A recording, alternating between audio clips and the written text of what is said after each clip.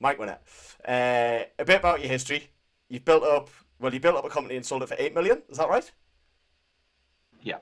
That was way back when. Then you've spawned the Entrepreneur YouTube series, but that's sort of, from what I've seen, been off the back of co-hosting the views of my own podcast, and then you're now sort of leading the company I Am Productions. Is that all right? Yeah, really. So Entrepreneur was just because I didn't know what to do with a few million quid in my pocket, being working class, I didn't know where to invest it. So I looked for Yeah. experts and realized that most experts aren't really experts. They don't even invest in the thing that they sell. So I'd go and meet a 23-year-old guy called Chad that drives a Lambo, telling me that I need to invest in the Cayman Islands. I asked him how much land he's got in the Cayman Islands. He says 0. It makes you a bit skeptical. So I just thought it'd be interesting to make content on that. So that's why I did the Entrepreneur channel. And then I Am Productions is just because of the pandemic. I couldn't go to any more of these gurus events because they're all cancelled. We couldn't go anywhere.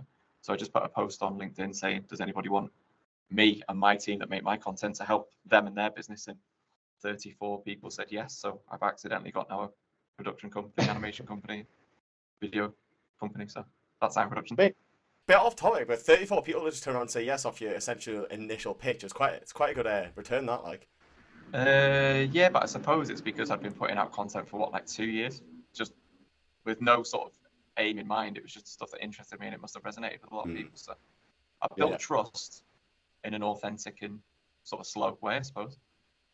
Yeah, right. Okay, so I guess like by you talking about that sort of leads us on to the first question. You say you build trust. Do you think that that's part of a community that you've built, and like, was there an intent to build like a community online or through your posts? No, not at all. So I mean, I built an audience when I had my actual real business, which was Learning Heroes, the one that I sold, by taking aim at people in, not people in my industry, just observations I made about the industry that I was in. So I worked in e-learning. E-learning is boring. I've never met anybody that would say, "Oh, I love doing that 3-hour time management mandatory learning course. I can't wait for the next one." No one ever said that, right? Yeah. But most people that sold e-learning would make out like e-learning was the be-all and end-all of training. It was the best thing ever. Every business needed it. Where I would make comments and posts like e-learning shit, and I know I make it for a living. None of your employees want to do your e-learning training. And that's how I branded myself and marketed that business. So I was kind of like the anti-e-learning company. And by doing that and having a real USP, it gave people that could identify with something, finally someone saying something that we all think. It pissed off enough people in e-learning anyway. So I got attention from my competitors. And then it made people want to actually know more. Like, so how are you doing it differently? Or why are you different? And if you genuinely have USPs and you are offering something different, then you're onto a winner. So that's how I built my audience initially. That's how I probably built my first maybe 30, 40,000 followers. It was just talking about e-learning, essentially. And what was wrong with learning and training and stuff like that, with a few little tongue-in-cheek posts. I remember one post that did really well was a magazine printed the top 100 most influential people in e-learning. And I wasn't in that list. I couldn't have even named probably 70 people on that list, and I worked in that industry. So I did a post taking the piss out of that post, saying, I work in this industry and I've never heard of 7 of your top 10. So your list is bullshit. And then the year after, they put me in that list as number 51.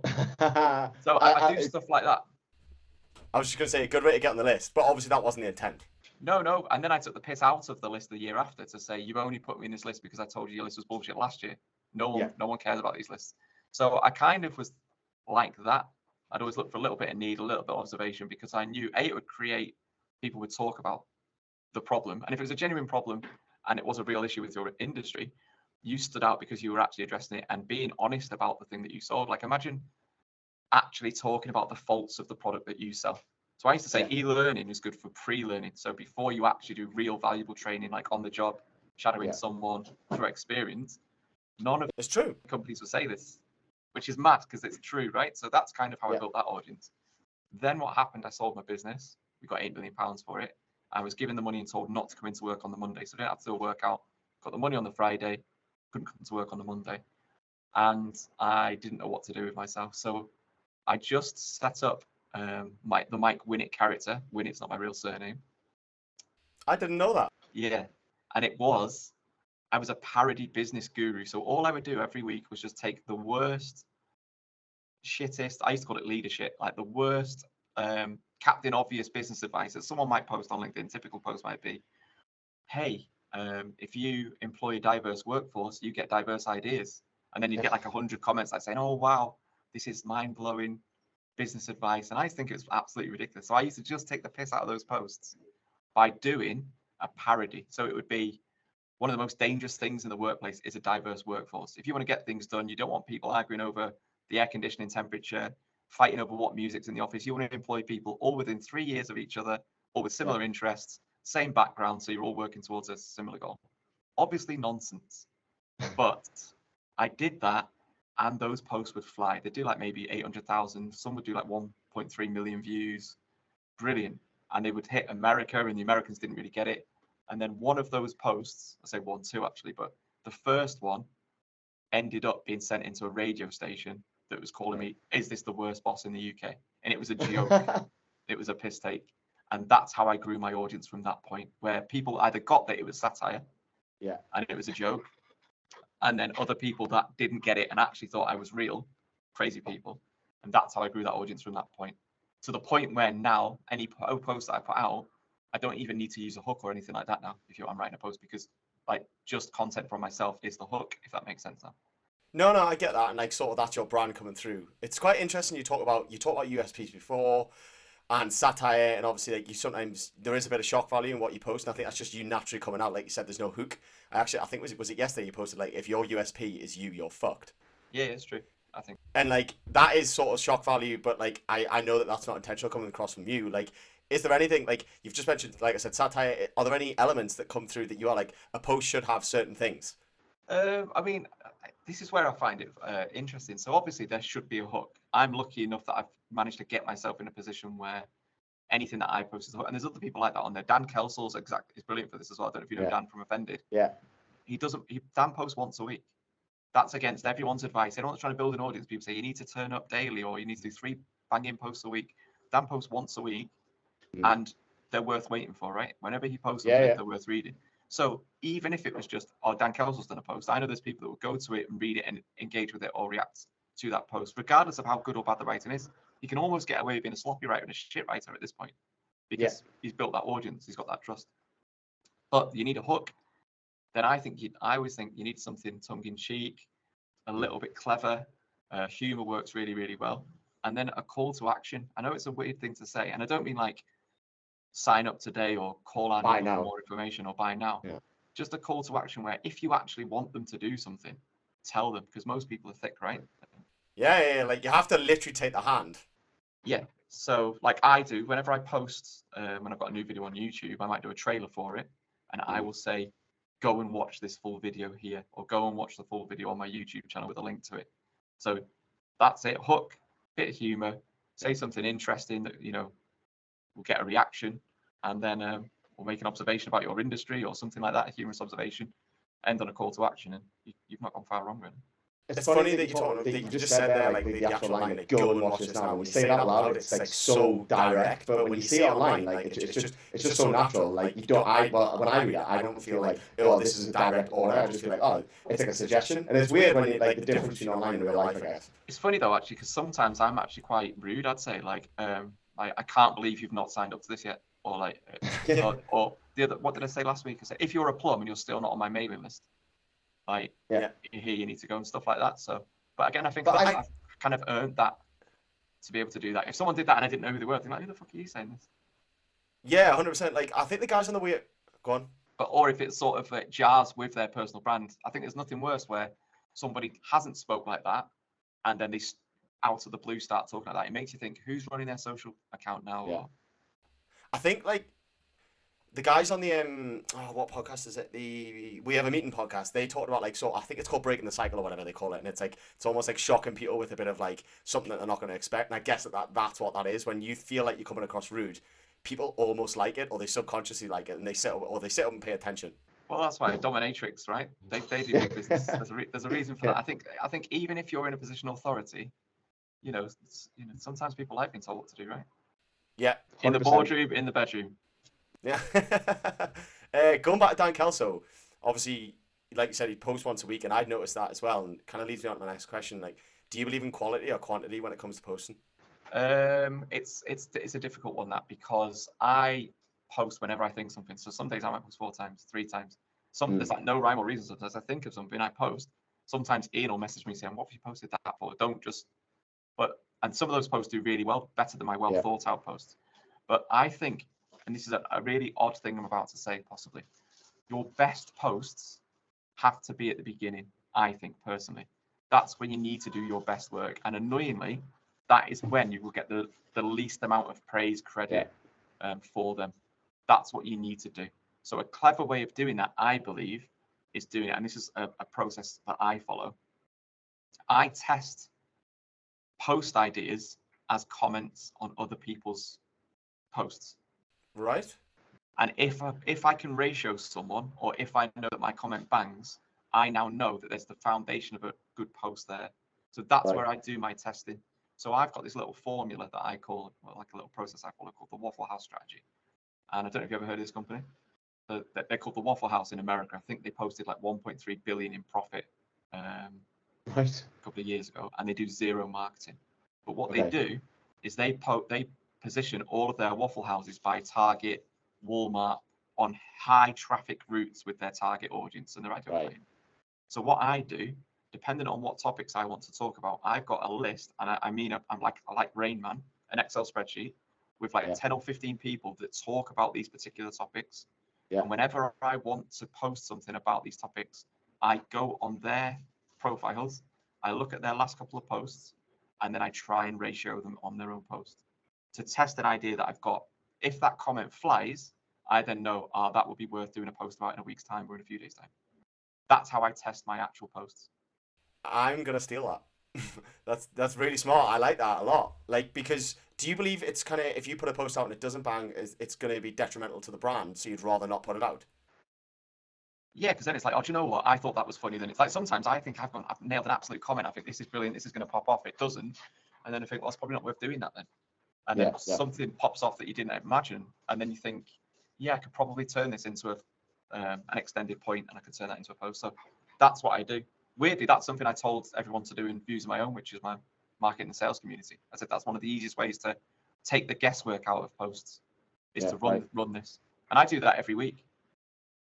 Yeah, right. Yeah, and obviously you do it. It must be going good because it's showing something, all right, and you get a lot of traction. Yeah, I'm going to say something now that might get me in trouble and a bit of hate. So, but leave it in. I don't really care. No, it's funny how this new generation of the personal brand and marketeers, the younger ones in this industry, that have kind of come from nowhere in the last sort of year, 12 months, 6 months, react to being ratioed or having a comment that's more popular than their post by me on their post. I've seen people delete their actual posts after like 4 or 5 hours because their post might have 50, 60 likes, and I might be on like, say, 200, 300 likes. That's fucking madness. Exactly. Because they don't know how to handle that, right? Because I think they look at it as maybe disrespectful, or they look at it as like they don't know how to handle that, or as if it's other people take it really well. I tell you who takes it really well, Stephen Bartlett. Right, okay. I saw you guys had a bit of banter about the hat thing, I think. Yeah, he actually sent me that hat, you know? Have you got it? Yeah, like this is actually Steve Bartlett's hat, right? So I'm about to become famous, right? So the plan was wear this hat now for a few weeks, and then, because his career didn't take off till he took the hat off, so I'm just going to wear this, and then rip it off. Rip it off, and then become the next Steve Bartlett, right? Yeah, but like I get that. Like it's good that he takes it well. Yeah, but I was just testing a comment on his post, and then he pinned that comment on his post. Now you can do that on LinkedIn. So this is another reason you can build your audience by, if you are witty or you've got a counterpoint to maybe the main post, or you further the conversation, even if you didn't want to be funny and snarky like I am, there's other ways you can do it.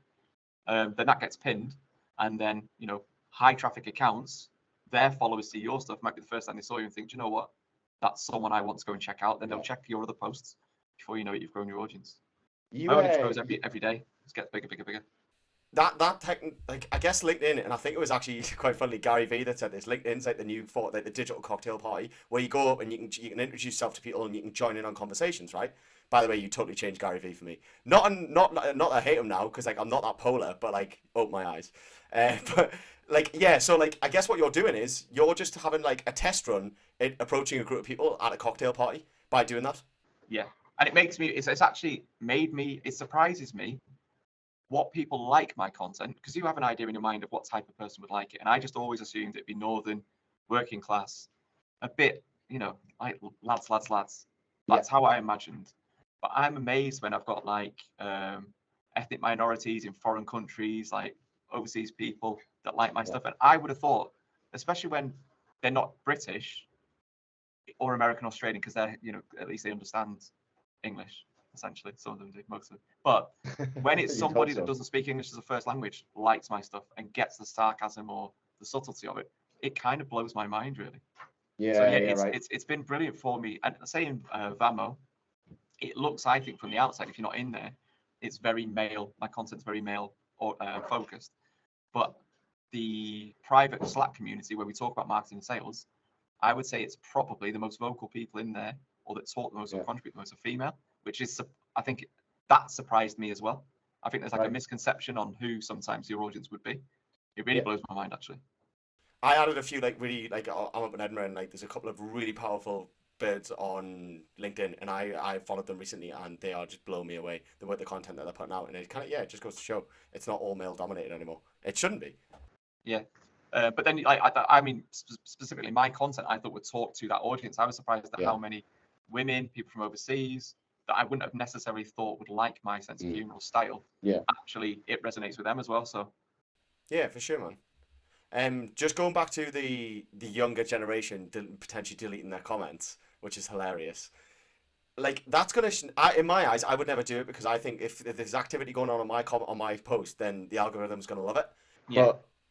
But do you believe in terms of long-term traction and following, it's better to post for the algorithm or your audience? Audience, always go audience. Like I've got, it's strange. Like I almost do brand awareness pieces, but then my actual profile set up where I've got key featured content, which is for if my ideal client lands on this now and then checks the stuff I put out, this is the stuff that they see. And it's normally like answering a question that they might ask or removing objections for why they wouldn't want to work with me. It's that kind of stuff. So yeah, if you're playing the algorithm game, I think you're playing the wrong game. And also it's false. It's like a false economy. So a lot of people join engagement pods or even loose engagement pods where, they agree to, it's not even a formal agreement, but you're not learning how your content actually reacts with your ideal clients. I would like to post, I'd like to post a bomb, and then we know, right, so that doesn't work, or that message. Yeah, I'm not going to use that again. Rather than post it, 60 of your friends say it's brilliant, and then it kind of might get to 100. You're thinking, oh, well, that did all right. But no, it didn't, if it didn't bring in any money or new clients. So. Yeah, of course, man.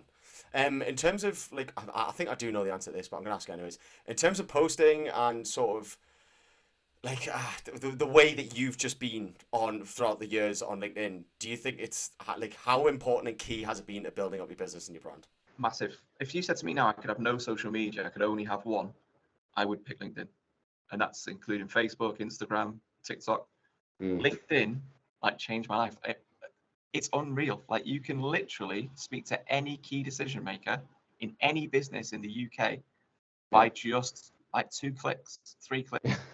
It is nuts. Yeah, so that's how, when I had my business, I would search specifically for a particular person on LinkedIn, and it was a particular role. Was it a learning and development manager in a corporate company with more than 500 people, and you could actually pull that search through, and there was like 3,000 of them.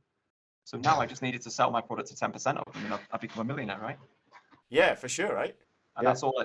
That's what I did, basically. I just made a list of the top 200 in the country, biggest companies with this job role, and I knew I had a product that fixed the problem for them. And I just started to connect with them or engage on their posts. They kind of felt like they discovered me and they knew who I was. Yeah. And then I would post about a problem in my industry, knowing full well that they're just joined my network now. They might have seen me pop up a few times and they're thinking, oh, we have that problem here, or that's a problem I can relate to. And then what would happen is they would come to me and say, I saw you do that post about X. Like, tell me, like, how do you sort that? What's the alternative then? And before you know it, you're talking to people that traditionally you might have bought off a data list, you're trying to ring, they wouldn't have a clue who you are. So your success rate doing it that way would be a lot less than kind of letting them know who you are. So even if you didn't directly approach them on LinkedIn, when you did call, it's like, oh, I've seen some of your content. Oh, you said that thing the other day that I really liked. It really resonated with the problem we've got here. So yeah, it's been life-changing. That and YouTube are the two that I would say any business has to be on and has to be proactively looking for new clients and following a strategy to generate more business and leads. I noticed you're starting to post a couple of shorts on YouTube now. Yeah, that was because I'm so close to 100K. And I just want to hit that 100K because we'd be the first and only studio in Warrington with a channel that they have for themselves with 100K. That's like I believe it will get you guys over it because I think obviously like the way TikTok's gone, I think YouTube Shorts is going to challenge it. It's going to take a little while, but this if you look at how many views there are on YouTube Shorts at the minute, I think it's like 6.5 billion a day or something in the US. It's a lot. Right, I'll just wrap this up basically. This is a really soppy question. Has posting on social media made you like in the way that you have? Has it made you happier, or has it been a means to an end in terms of furthering your business? Has it made me happier? No, I can kind of take it or leave it really because I've got real established businesses that kind of run irrespective of all this stuff. Yeah. So that's always my main focus. I always say like LinkedIn isn't real. I know it's an odd thing to say considering I just said like, you know, you can meet people on there, make friends, you can speak to anyone in the world or whatever. But there's still an element of it that isn't real. Like none of this stuff's real, like when it's online. Has it made me happier? I would say, I don't know, selling the business, I took a bit of a downwards turn because I just lost any kind of goal and purpose. So I would only post because it gave me something to kind of focus on. And I've got a busy mind, so I need something to kind of focus on. So I would say social media in general makes people unhappier, if I'm honest. So I feel like that as well. I try to look at it as I'm doing this as a means to an end. Like if someone said to me, I lost an Instagram account with thousands and thousands of subscribers on it, was hacked and deleted. And honestly, I was relieved. I didn't set up another Instagram account to replace it. I couldn't be asked. I just thought like, oh, thank fuck for that. It's one less thing that people can either me on. Yeah. It wasn't because I'm on there looking at people wishing I had a lifestyle like them because I'm comfortable with my lifestyle, right? Yeah. But just it's one less busy thing where people can bombard me with questions. So yeah, fair enough. Like this. I don't mind this because this is different. It's, you know, and also this is the maddest thing when people DM you sometimes. There's like a value exchange here, right? Like so you're like I'm on here. Some people might find you and see you for the first time and start following you, and vice versa. Like you're doing this for exactly the same reasons. So there's a mutual. But what I found with social media, a lot of people just say, "Can I pick your brain over a coffee? Tell me how you sold your business for 8 million quid." And it's like, well, I'm not going to tell you 8 million quid's worth of value for fucking £2 coffee. Yeah. Also, the reason why I managed to sell my business for that amount of money is I couldn't take an hour and a half out of the middle of the day on a Wednesday, prime selling time, to just have a coffee with people that I've never ever spoken to. So it's so that was you're so right. Like the value exchange thing is bang on. I also sort of did this because like I think it's been like 6-7 months I've been on LinkedIn, and I was like just actually really curious into what like this is just a general curiosity. I mean, some of these questions I've just sort of put in because like I feel like they almost should be asked, and some of them I'm like I actually really want to know that. But this is the thing. Going to like just content creation in general. I had a podcast called Not Another Dickhead with a Podcast, and I set it up. I wasn't asked if anybody watched it because I knew I wanted to ask people certain questions so I could learn. Yeah. If you have your own podcast and platform, most people, you're not going to get a dragon from Dragon's Den to go on the phone or a Skype call to you for an hour and a half and answer your questions about business, growing a business, scaling a business. But as soon as you say it's a podcast, put cameras in front of it, you can. So I literally used it selfishly to learn things from people that I probably wouldn't speak to normally and networking.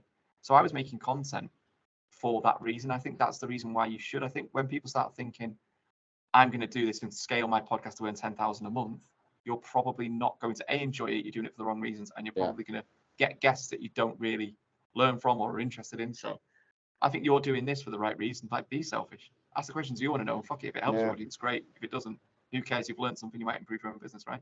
Yeah, 100%. And like I had a podcast, and I guess I started it for the selfish reasons. It was more like chatting to my mates about movies, which was cool. It was more of a recreational thing, but this is already, and the few people I've interviewed, paid off dividends, learning-wise, way over that podcast. And I guess that's it. That's why. I don't realise that lesson, I don't think.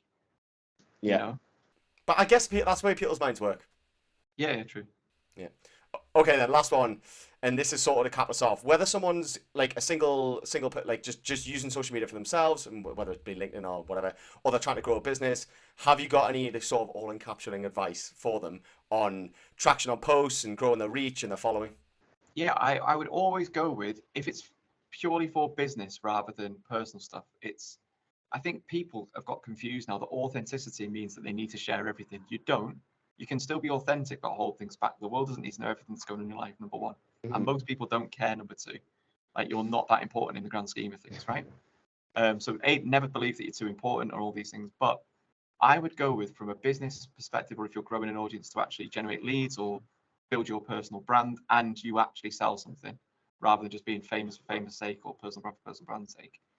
I think always go with what content can I create that will answer a question my ideal client might be asking? Yeah. If you always go with that, then you can put humor and stuff like that in there. But I think some people think that that's the main focus. I want to be funny. No, you should answer your clients' questions or ideal clients' questions, overcome objections, and the humor should be like what is it, the cherry on top of the cake or whatever they say. Yeah. But the icing. The icing, right? That's what you should do. There's a lot of people on there trying to be comedians that aren't that funny, and you kind of think, well, what the fuck do they actually do? Like, who are they selling to? There's a lot of people on there that get lots of attention, but you'd never buy from them, and I think they've got it wrong.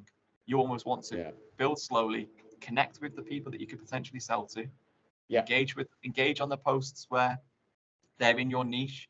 You want to get on their radar. You want their audience to know you exist. Start engaging with other people's, and then you will slowly build up. And I'd rather have 5,000 engaged followers that were my ideal client and would listen to what I said and got value from my content, because I know I could sell more to them than my 92,000 followers on YouTube that just want to see if I get in trouble for calling someone a entrepreneur. But that's the bigger audience, right? But I know I can't sell anything to them. It's basically 92,000, and I'd probably say 80% of them are fuckwits. Yeah. Do you know what I mean? Yeah, 100%. I get it. Like, it's so funny. On my Instagram channel, I've started recently just posting little videos that are like little comedy skits of me talking to myself, and it's like almost like, right, I worked out that sorry, I'm just gonna hit record again. I worked out that my ideal client needed educated on almost why they need me. So I was like, right, how am I gonna do this? I'm just gonna take the piss out myself and like pick an issue and then have like me arguing with myself about the issue. Almost like me arguing with the client, but obviously not pissing off the client. So I did it, and they've already gotten way more reach than me just posting like, here's a cool video I created. Yeah, exactly. Again, I think people sometimes I look funny, I sound weird. Everyone does. Do you know what I mean? I didn't know I had a bum chin until I started uploading onto YouTube, and now I get told in every single video in the comments. Like, no, it's water off a duck's back, right? You do it to generate money, leads, business. You come across as someone who doesn't really care, but you might be. Do you know what I mean? Like, everyone cares slightly, but like you do need to thicken up your skin a little bit. I'm a grown man, right? 38. I've got 2 kids. Like, what difference does it make that someone's like what a comment makes online? Like, it kind of makes zero difference. Yeah. And what I find as well, by the way, is a lot of people that really, really like your stuff and like super fans to begin with, and they don't get the reaction that they want. They suddenly become like really horrible under your posts because people are weird. Okay. And again, I don't get it. Like, grown men like begging for attention off somebody, and they do it either being really nice and they don't get that attention, then they behave really badly like a kid. It's just odd behavior, really. But people are weird, right? We're all just people are weird. We are all weird. Right, thank you very much, mate. That was absolutely perfect. Sorry my camera kept going, like it got too hot towards the end there, but I think I got everything. I'm recording it anyways on Teams. But thanks very much for coming and doing this. I really appreciate your time.